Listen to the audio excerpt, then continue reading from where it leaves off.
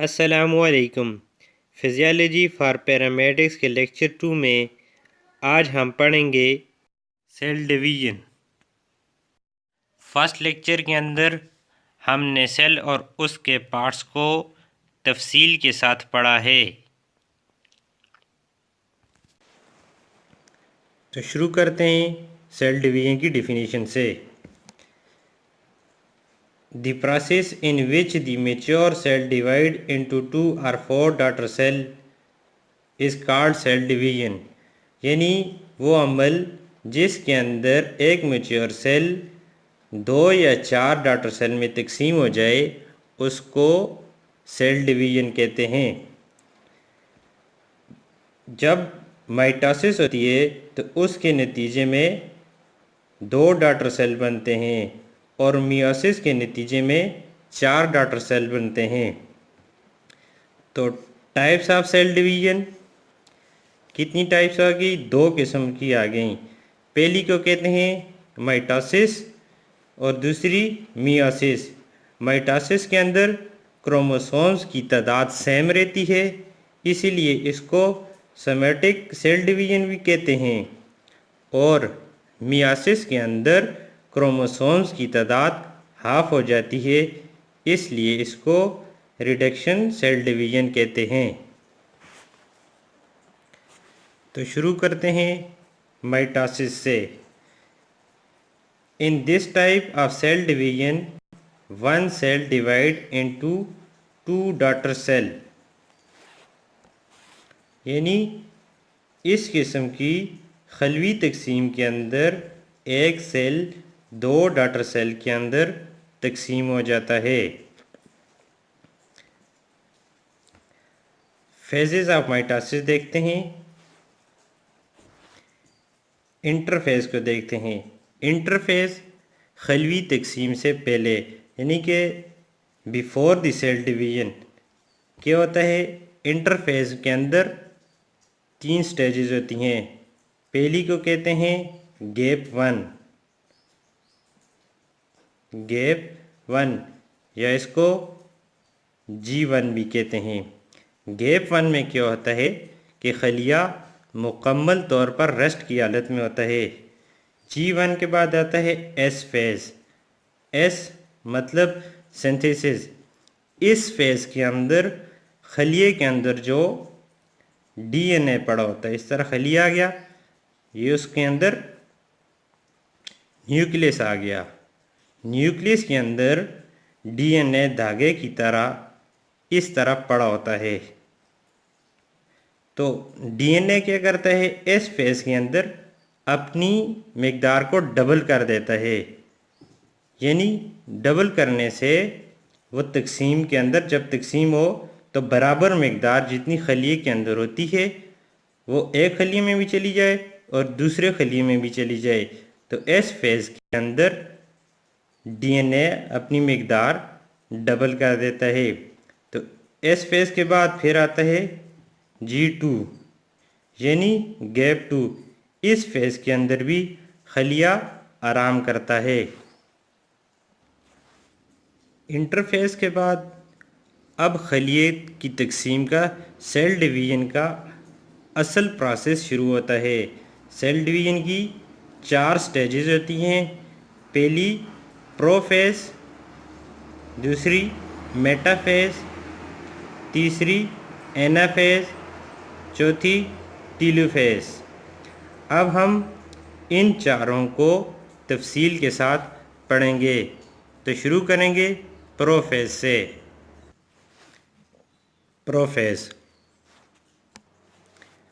अब देखिए प्रोफेज के अंदर क्या होता है। जैसे हमने देखा कि इंटरफेज की एस स्टेज के अंदर DNA ने अपनी मिकदार डबल कर ली, बढ़ा दी। तो प्रोफेज के अंदर ये खलिया आ गया और ये उसका न्यूक्लियस आ गया। तो वो जो DNA था वो कॉइल करना शुरू हो जाता है, इस तरह कॉइलिंग, ऐसे ऐसे कॉइल की शक्ल में आ जाता है। और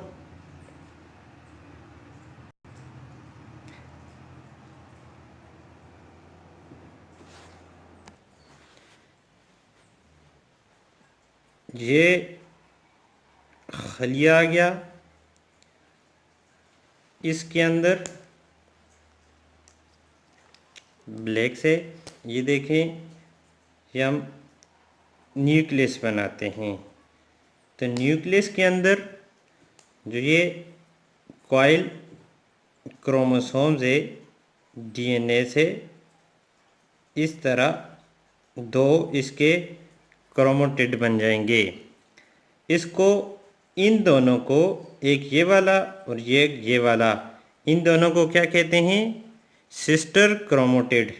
इसको अगर मैं इस तरह बनाऊं, जैसे बाहर ये कॉइल इस तरह आएगी, इस तरह, और इधर से दूसरी कॉइल इस तरह आ जाएगी, और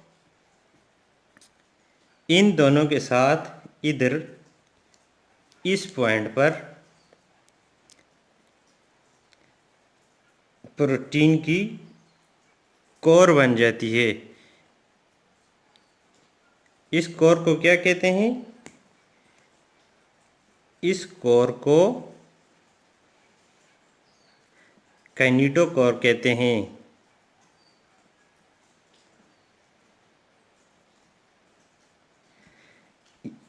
इसी कोर के साथ आगे चलकर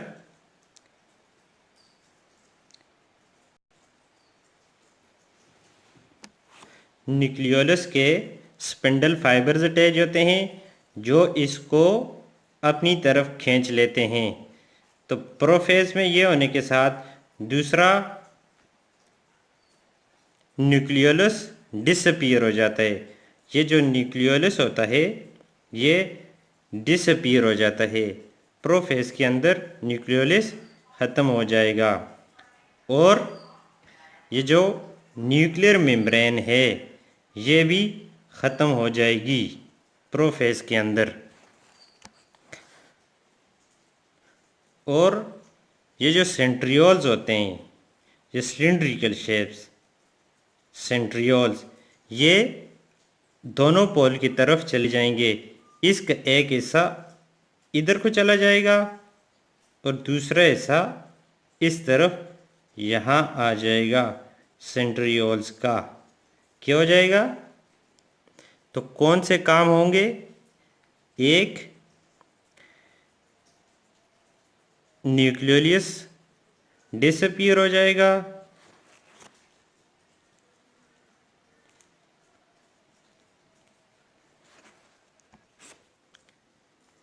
दूसरा न्यूक्लियर मेम्ब्रेन डिसअपीयर, और तीसरा centrioles moves opposite poles.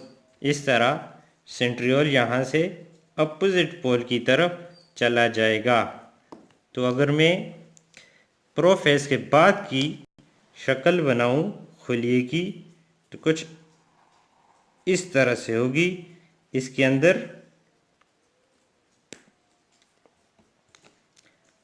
Chromosomes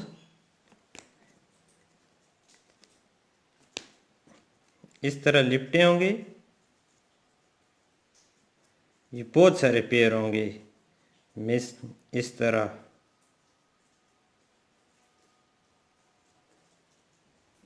ये यहाँ से जुड़े हुए होंगे और इनके दरमियान यहाँ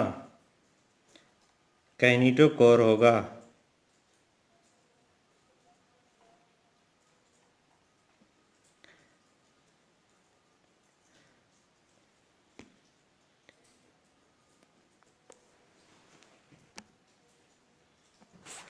और सेंट्रियोल्स यहाँ चला जाएगा और एक यहाँ। इस तरह प्रोफेज के बाद की शक्ल न्यूक्लियस मेम्ब्रेन ख़त्म होगी और होल्स खलिया इस तरह दिखाई देगा। प्रोफेज के अंदर सेंट्रियोल से स्पिंडल फाइबर्स निकलकर इस तरह काइनेटोकोर के साथ अटैच हो जाएगी इस तरह।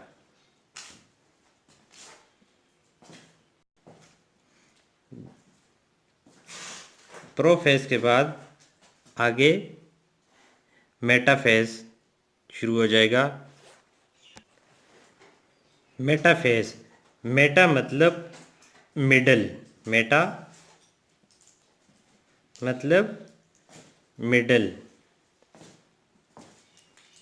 यानी मेटाफेज के अंदर तमाम क्रोमोसोम्स खलिए के मिडल में आ जाते हैं। ये खलिया आ गया तो तमाम क्रोमोसोम ये इस तरह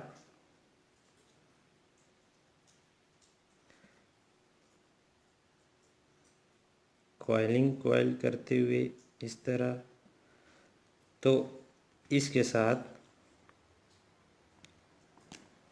काइनेटोकोर यहाँ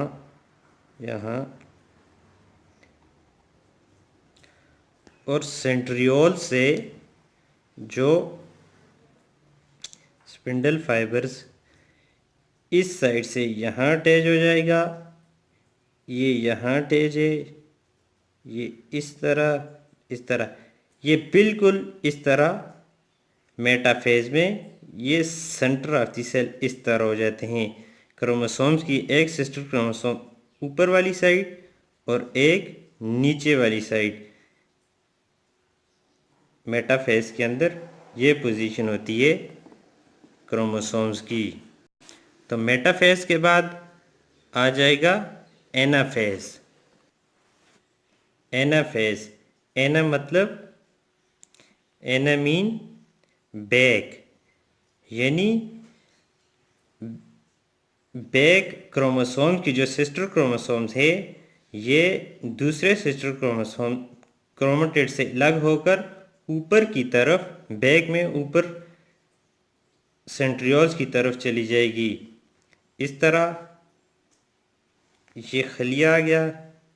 तो पहले जिस तरह मेटाफेज में ये दोनों बिल्कुल सेंटर में आ गई थी, लेकिन ये आपस में जुदा नहीं हुए थे, लेकिन एनाफेज के अंदर ये सेंट्रियोल्स, इससे निकलने वाली ये फाइबर्स स्पिंडल फाइबर्स, इन्होंने ये क्रोमोसोम जो ऊपर वाला था ये इस तरह क्रोमोसोम ये अपने साथ ले गई, और ये नीचे वाला जो था ये अपने साथ, ऊपर जिस तरह मैंने दो क्रोमोसोम पेयर बनाए हैं इस तरह नीचे भी एनाफेज के अंदर भी एक ये लेकर आ जाएगी।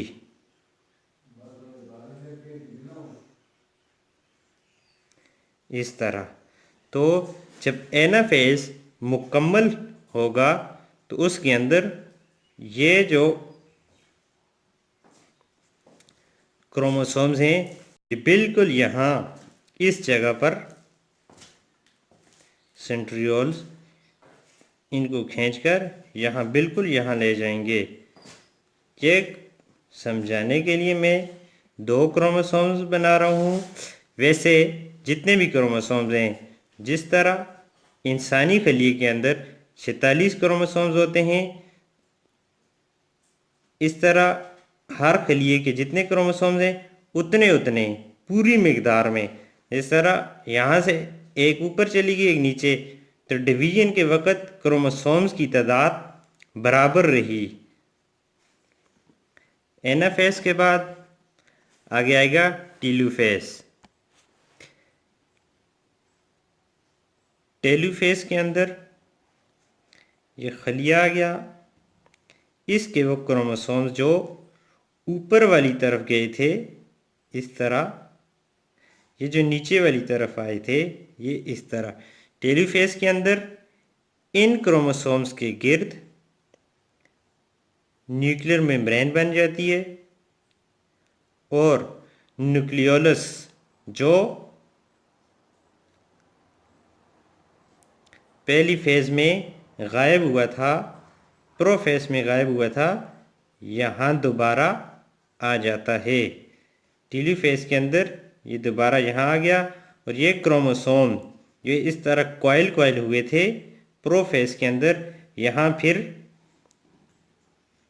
ये न्यूक्लियस के अंदर कॉइलिंग खत्म हो जाएगी, इस तरह धागे की तरह फिर इस तरह पड़े हुए होंगे ये दोनों तरफ इस तरह।